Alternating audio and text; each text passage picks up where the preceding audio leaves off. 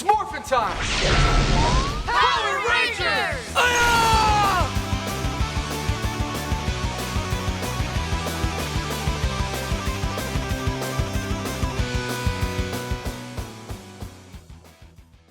Yo, Matt Fulman, you won the giveaway from last week's video. Enjoy your trending list. Comic fam, another week, another list of the trending books in the comic book market at the table with an Overstreet Price Guide advisor. Hit the subscribe button. Russ Bright.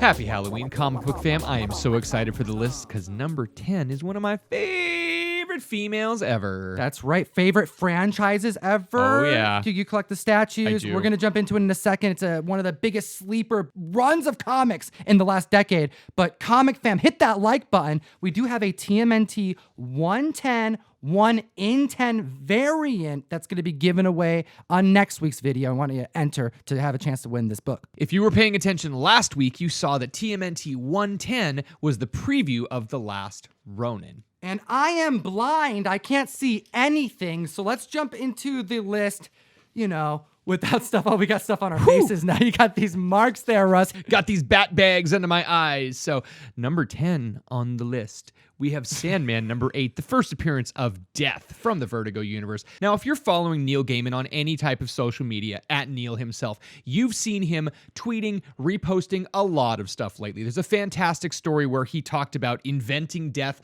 but this book is on the list, $120 average raw sale and $619.99 for a CGC 9.8. We're seeing a 360% increase in copies sold after a week of a ton of reposting and tweets, as you mentioned. Right. And this book is tough in high grade. It's a black cover. I don't think I've ever actually seen one in person that's better than a 9.4. Right. No, most of them you end up seeing, frayed corners, and they're red. This was the type of thing that this was not collected in a volume initially, and people read the heck out of their issues because it's such a fantastic run. Number 9 on the list, we have Dark Knight's Death Metal, Rise of the New God. This is the Boss Logic variant. How hot is this book, dude? This is incredibly hot, and it's not just because it's red and it's on fire. This is an amazing variant, but the content is partially what's driving this book. We're seeing a $60 average sale and a high sale of $104 for a raw copy. And this comic also features the first appearance of a new character called the Chronicler.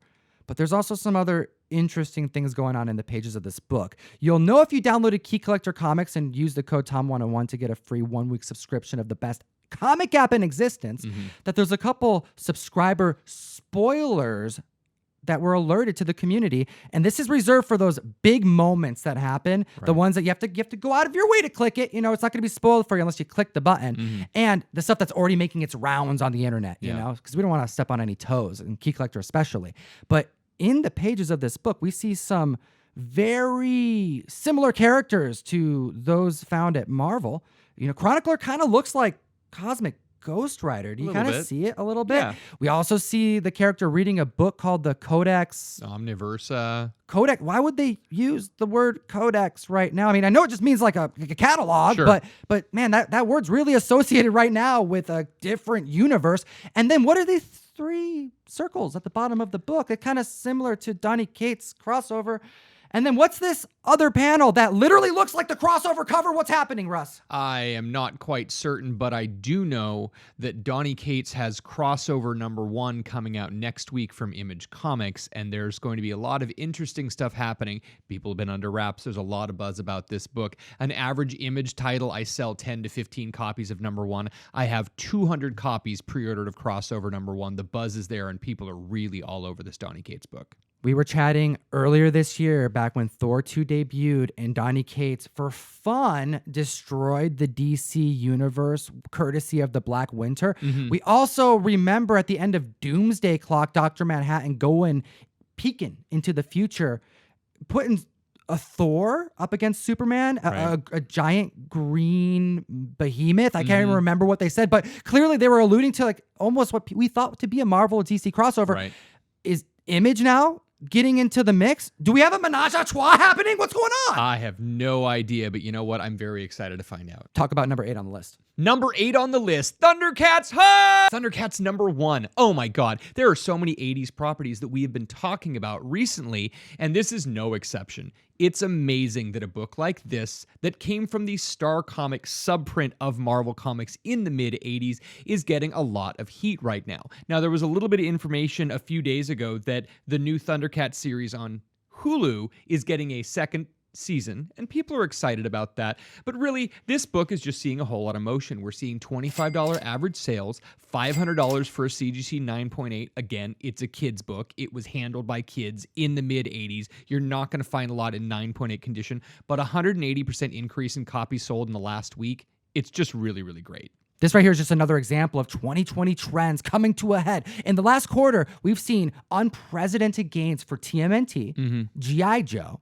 Transformers, Thundercats. This book at 9.8, although going for a high of 500 right now, back in August could be bought for under $300. Oh, there's a lot of people driving these books right now. And again, I think it's just people at home with pandemic having that nostalgia thing and watching more Netflix and Hulu, seeing these shows that kind of bring back this feeling.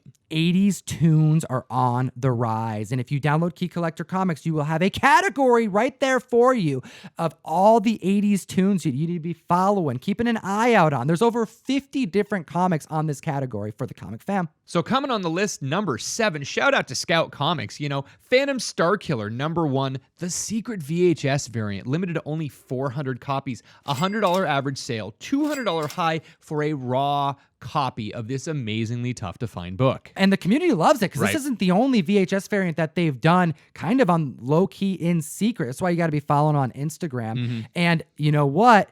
We did a variant for this cover. I didn't even know. I know, dude. I'm like, yo, by the way, Russ, look out because Enzo Garza, you know him from Gut Ghost. Right. We've done a couple covers with Enzo in the past. He did this awesome cover, and I would have been a fool to pass it up. So we put 500 to the print, total of 600 in existence because we have to get the comps out to the artists. And yeah, good luck in your November mystery mail call because the lucky 500 people are going to get it. That is just a secret for the November mystery mail call that Tom leaked early. Yeah. This does not happen, guys. I know. I do what I do. But you know what? This book is awesome because Phantom Starkiller, you may go, man, I don't know about this character. Like, what's going on with him? Well, he's a cosmic ghoul warrior who must now unleash his inner darkness to carry out his master's wishes, all while plotting his revenge, for he cannot stop his interstellar rampage until the curse of the cryptocrystalline stone has been broken. Now, although he's new to comics, this is a character actually known by like the collectible industry for quite some time. So if you know Peter Grau from killerbootlegs.com, I get tagged in his stuff all the time on Instagram. He makes these amazing one-off and small run action figures of things that you never thought you would see an action figure of, and Phantom Starkiller is one of his creations. They put this character on there and it sold and got popular, then teamed up with Joseph Schmalke from Electric Black, who's an amazing artist, and now the comic book's in existence, and it's got a ton of variants that came out. The New York City Comic Con variant is selling just as well as this VHS variant. It's awesome to see Scout releasing so many great comic books that the people are just catching on to. Now at the list at number 6, we have Predator 1. We've been watching not just Predator, but Alien, both franchises, very closely over these last few months. Well, Predator number 1 is one of those books that actually came out a couple years after Aliens number 1, so it's been a sleeper. People haven't really been following this book. They've been following the first few prints of Alien number 1 and the first appearance of Alien in comic book. But Predator getting some love this week, $80 for an average sale, $700 for a CGC 9.8, and that's 2 times as many copies sold this week over last week. And that's got to be because of Marvel's acquisition of both franchises. You know that they don't want to have both of them share the spotlight. So they're focusing on Alien right now. We just got a slew of Alien covers, variant covers. Shout out the Peach Momoko one. Hit Comictom101.blog. Shout out Nate, who wrote an entire article covering all the covers that you got to know about. And we also know that Predator's next. You know, they're going to have both of these characters get their spot right on stage, and pretty soon we're going to have Predator and Alien at the same time. We're going to see all of this playing out in 2021. Marvel did such a great job building the MCU by planting a movie and planting another movie and then rolling it into Avengers and then I mean, this is the same type of thing where if they do an Alien movie and a Predator movie and kind of milk it a little bit, I mean, this will roll into an incredible ball, and they'll be able to do it because they have the time, they have the writers, they have the properties. I don't necessarily think that we can expect Alien and Predator to like join the screen. I could be wrong. Comic Fam, what do you think in the comment section below? It'll enter you to win this TMNT 110 1 in 10 variant. It's got that Ronin preview appearance. How dope is that? It's very, very dope, Tom. All right, and stay tuned because you know Last Ronin's on this list, but not before we chat about number 5, because we have a Josh Middleton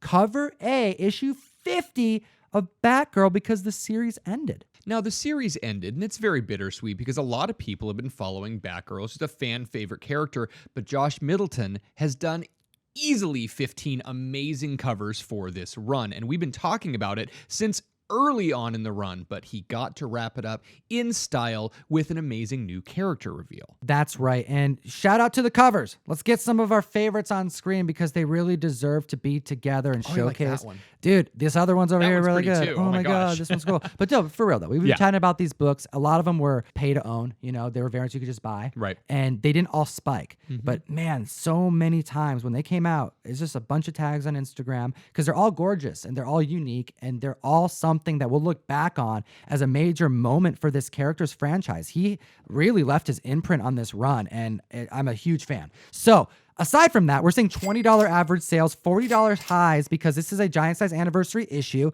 This is a big moment, right? The last in the run, typically ordered less than the other stuff coming Right. out in the month. So those are another thing it has going for it. But yes, we also know that over on CW, there is a Batwoman show. Ruby Rose played Batwoman for the first season. For whatever reason, parted ways from the production, Right. which is intriguing because it didn't get canceled. Like the show's still happening. Yeah. They're just getting a new Batwoman, and this Batwoman is a original character to the CW universe that was introduced in this issue of Batgirl. So Ryan Wilder is going to replace Kate Kane as Batwoman on the CW. Now, she knows Batgirl, Barbara Gordon, from reading in the library, so we know she is smart, but she's also street savvy. She does not like to play by the rules. That's right. She spent years as a drug runner dodging the GCPD. And we know that Jivica Leslie is going to be playing her. We had a couple different photo releases this week just showing her debuted in the new Batwoman costume. So I'm going to be watching the show again, giving it another try because season 1 really wasn't my jam. I couldn't get into it. But I am very excited about Hulu for the next issue. That's right. We got Why the Last Man, issue number 1 at the list at number 4. $200 average sales and $900 for a CGC 9.8. Pretty difficult to find in high grade.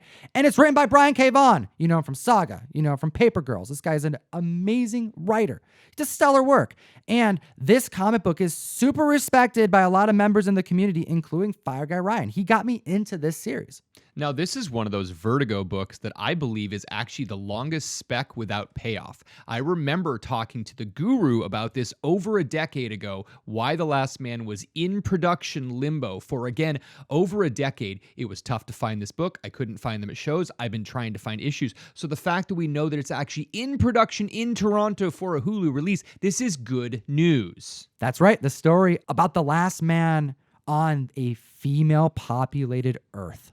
Yorick. And why the last man? He's the last person with a Y chromosome. So Yorick, Y, it makes sense. Brian K. Vaughan being very, very clever here. And you know what? With some closure to this Why the Last Man saga, knowing where it's going and it's in production, maybe he and Fiona can get back to wrapping up Saga. Good call there.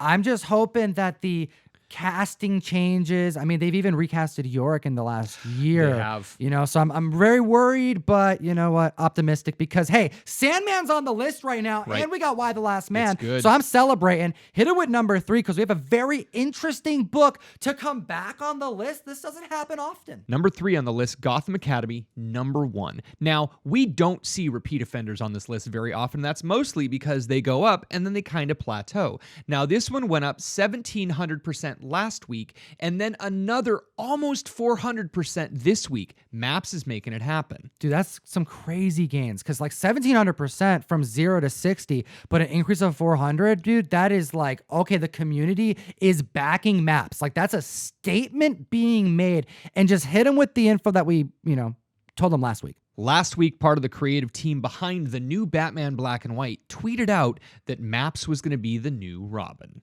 That's right. We see the panel. We're going to get a new protege.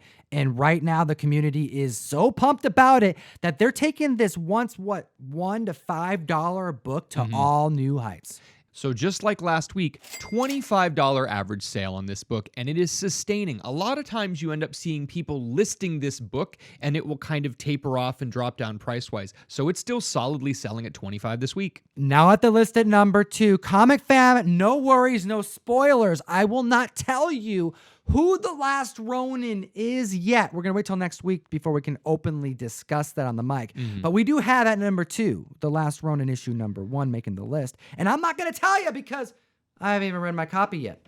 A lot of you probably haven't read your copies yet because there were print issues from IDW, and there were production issues from IDW, and there were so many things happening this week that just made this, I don't even want to call it the perfect storm. It's a poop storm, Tom. Dude, $25 average sales for this comic book. And it's been a weird ride with this, man. I mean, from the pandemic, of course, which, Right. you know, no one's fault. You know, it's just what it is, right? Then we have a slew of marketing that goes out and previews that go out, Ashcan specifically, that doesn't meet the expectations of the creators, has to get rid of the artist, get a new artist, redo art, redo content, and then to have immediate printing problems, Right. delivery issues, shipping issues, and now damage issues. This right here was supposed to be like IDW's biggest release of the year, and I can't imagine it being an easy year for any publisher right now. No. Being closed an entire quarter? Oh my gosh. Like really, everyone is kind of suffering this year as far as releasing stuff. And Tom and I are massive TMNT fans. Tom has TMNT tattoos. Why, Russ? Why? I don't even know, Who wants, Tom. Okay, dude, who wants oversized comic books? In the comment section below, let me know, Comic Fan, because this is so dumb. In 2020, why are publishers making comics that don't fit in your long box when collectors are the ones who are buying these? You know what? In 2018, DC tried this with Black Label, and Damned came out, and it was oversized. And they released a couple other things that are oversized. They're still releasing, the Killer Smile that's a little bit oversized, but the ones that are selling, the ones that are popular, the Three Jokers, the Last Night on Earth, they have reverted to prestige size because they have learned that people are going to buy more copies if it's normal sized, and shops just want comics that are normal size.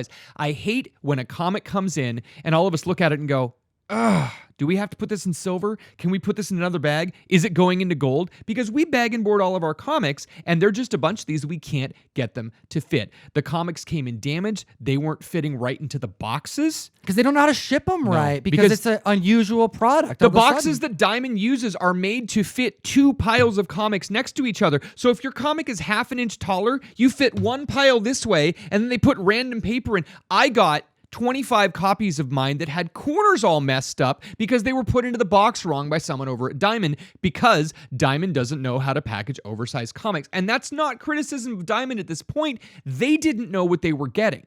And again, because of shortages and damages and delays, we're just kind of putting up with what we have to put up with. And it's not good. And that's why we're seeing $30 high sales for a raw copy, because not only are individuals figuring out that their copy they thought was secure may not be on their shelf this week, they're also realizing that that copy probably has a ding on it and is not going to be 9.8 potential. Well, IDW really hasn't been doing any favors for anyone right now. They just lost their second president in 6 months. He quit 4 days ago.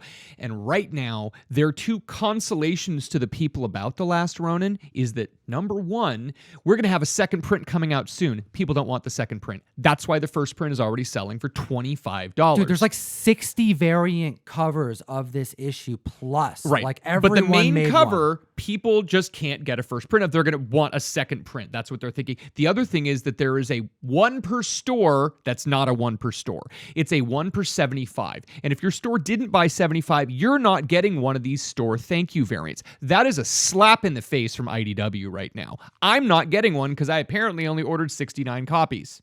Ah, dude, and Right? there's apparently like an error version that I haven't even seen hit eBay. So don't go crazy just yet. I know it sounds like a perfect storm here. We have a lot of copies that are damaged, and there may be some with, what is it, like the inside pages are white? There's some bleached pages. Key Collector actually had an alert about this earlier in the week. I'm not seeing any eBay sales of it, although it's out there because Bleeding Cool also confirmed that there are photos of this, but there are probably a lot of dealers holding these, and we're not quite certain what the market's going to do. It's a great read. It's worth picking up. Yeah, it check really, your really copies is. too, right? Yep. Like make sure if you have the error that you know it, but also don't go super ham. I'm not really getting a good feeling about this error variant because typically there needs to be more than a couple. Like a couple is intriguing, but a print run, like a larger amount of print run problems, whether it be like the wrong cover on it or like Right. interior pages being messed up.